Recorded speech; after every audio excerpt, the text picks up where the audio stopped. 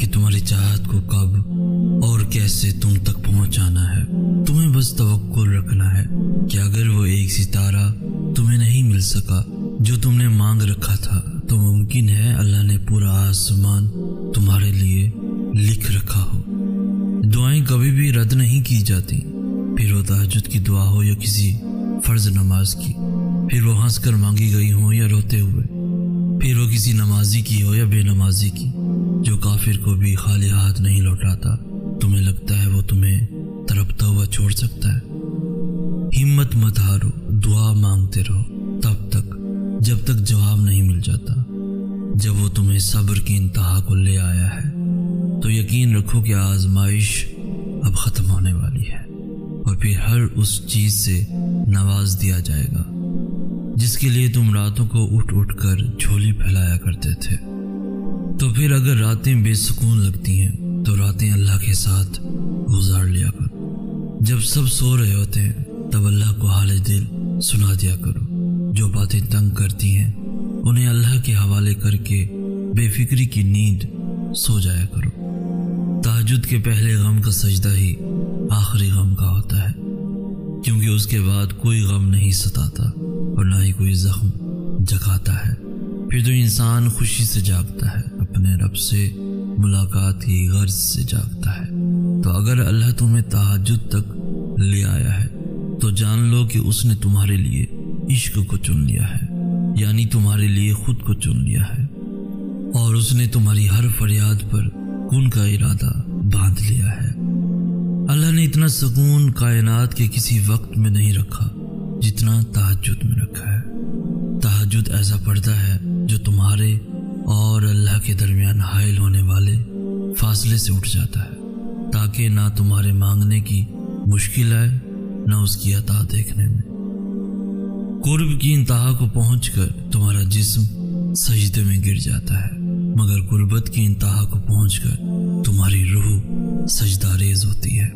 فرض نمازیں محبت کی دین ہوتی ہیں، مگر تہجد کا سجدہ وہی کرتا ہے جس نے عشق کیا ہو۔ اور کچھ راتیں وہ نیند سے خالی رکھتا ہی اس لیے ہے تاکہ اس کا بندہ اس سے باتیں کرے۔ جب کوئی اس سے نہیں مانگتا تب اس کا بندہ اس سے مانگے، اور پھر جو کسی کو بھی نہیں ملا وہ تمہیں عطا کر دیا جائے۔ تم سوچتے ہو کہ درد کی شدت سے جاگ رہے ہو، مگر دراصل وہ درد تو محض تم سے ملاقات کا بہانہ ہوتا ہے۔ جیسے ہنساتا اور رلاتا اللہ ہے، ویسے ہی جگاتا اور سلاتا بھی اللہ ہے۔ جب اللہ دل میں اتر جاتا ہے تو وقت تہجد آنکھوں میں نیند نہیں اترتی۔ اس ٹوٹے ہوئے دل پر غم نہ کرو، کیونکہ جس نے اسے بنایا ہے وہ اس دل کو موڑ بھی سکتا ہے اور پھر سے جوڑ بھی سکتا ہے۔ اللہ کو تمہارا توکل اور تمہارا صبر کرنا اتنا پسند آ گیا ہے کہ وہ چاہتا ہے کچھ دیر اور تم اسی یقین کے ساتھ اس سے مانگو، اور یہ نہیں سوچو کہ کیا ممکن ہے اور کیا نہیں، کیونکہ جب تم ناممکن مانگتے ہو تب اللہ بھی تمہیں ناممکن وسیلوں سے ہی عطا کرتا ہے۔ اور وہ دعا جو منہ سے نکلتے ہی قبولیت کے مراحل میں داخل ہو جاتی ہے وہ ٹوٹے ہوئے دل کی دعا ہے۔ بس پھر جو مانگ لیا جاتا ہے اس کی عطا میں دیری نہیں کی جاتی۔ پھر وہ شے بھلے ہی تمہارے نصیب کا حصہ نہ ہو۔ کیا تم نے سنا نہیں، تمہارا رب سب کچھ کر سکتا ہے۔ وہ تو تمہیں تب بھی سنتا ہے جب تم خود کو بھی سن نہیں پاتے۔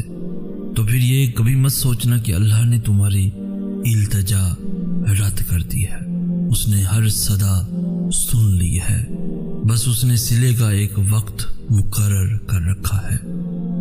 وہ جس کو نہ نیند آتی ہے اور نہ اونگ، تمہیں لگتا ہے وہ تمہاری اذیت میں گزرے ہوئے کسی بھی لمحے سے بے خبر ہو سکتا ہے، جو پتھر میں رہنے والی چونٹی کو بھی رزق دیتا ہے۔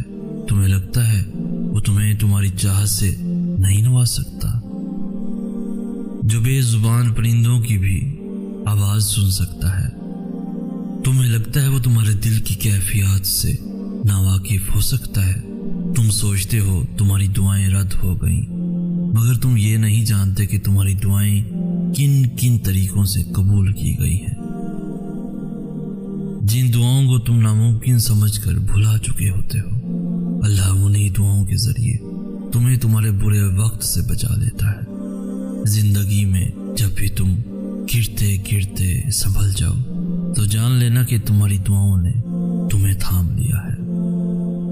جب تم مدد مانگتے ہو تب تم تک ان ذریعوں سے مدد پہنچائی جاتی ہے جن کا تم تصور بھی نہیں کر سکتے، جیسے نوح علیہ السلام تک پہنچائی گئی، کیونکہ تم اللہ کی مصلحتیں نہیں جان سکتے، اور دعائیں تو ناممکن کے لیے ہی ہوتی ہیں، اور جو نوح کا خدا ہے وہ تمہارا بھی تو خدا ہے۔ بالکل ویسے ہی جب نوح علیہ السلام کو شکست اپنے سامنے نظر آ رہی تھی تب انہوں نے اللہ سے مدد کی، التجا کی، اور جانتے ہو اللہ نے مدد کیسے بھیجی؟ اللہ نے طوفان بھیج کر نوح علیہ السلام کی مدد کی اور انہیں فتح سے ہمکنار کر دیا۔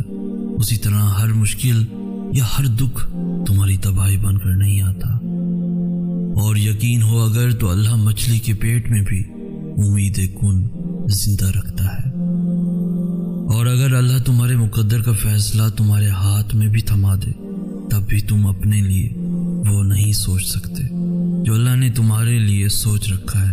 تو پھر صبر کرو، کیونکہ جب اللہ تمہیں کنارے پہ لا کر کھڑا کر دیتا ہے تب وہ یا تو تمہیں تھام لیتا ہے یا اڑنا سکھا دیتا ہے۔ یوں وہ تمہیں تمہاری من پسند چیز کو کھو دینے کے خوف سے گزار کر اپنا آپ یاد کرواتا ہے۔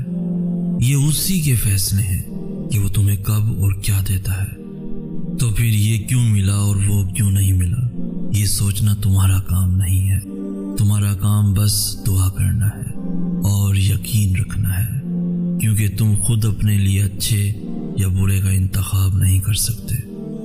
تم خود ہی خود کے ساتھ ناانصافی کرتے ہو، اللہ تمہارے ساتھ کبھی ناانصافی نہیں کرتا، اور جب تم یقین رکھتے ہو تب وہ وہاں سے تمہارے لیے وسیلے بناتا ہے جہاں سے تم سوچ بھی نہیں سکتے۔ تو پھر دعا کرنا کبھی مت چھوڑنا، صرف اس لیے کہ حالات ابھی تک نہیں بدلے۔ ایسا نہیں ہے کہ حالات اب کبھی بھی نہیں بدلیں گے، تبدیلی کائنات کا اصول ہے، اور اللہ اپنے بندوں کو کبھی بھی مسلسل تکلیف میں نہیں رکھتا۔ اور تم سے یہ کس نے کہہ دیا کہ جو چھین جائے وہ واپس لوٹایا نہیں جاتا؟